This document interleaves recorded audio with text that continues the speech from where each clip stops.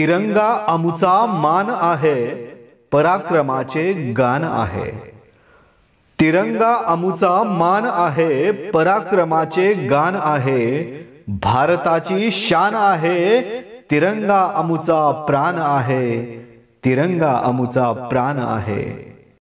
सूर्याप्रमाणे तेज दिसणारे व्यासपीठ, चंद्राप्रमाणे शीतल छाया देणारे माझे गुरुजन वर्ग आणि चांदण्यांप्रमाणे चमकणाऱ्या माझ्या प्रिय बाल विद्यार्थी मित्र आणि मैत्रिणींनो, आपण दरवर्षी 26 जानेवारी हा दिवस प्रजासत्ताक दिन म्हणून मोठ्या आनंदाने साजरा करतो।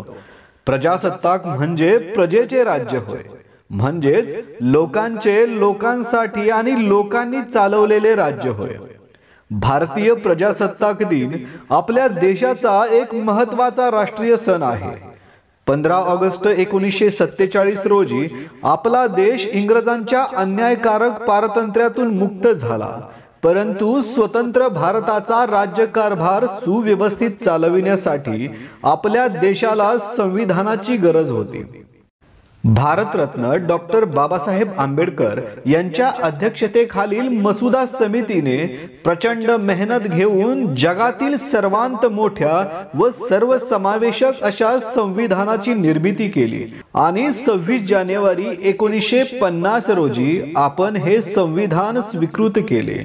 तेव्हापासून 26 जानेवारी हा दिवस आपण प्रजासत्ताक दिन म्हणून साजरा करतो।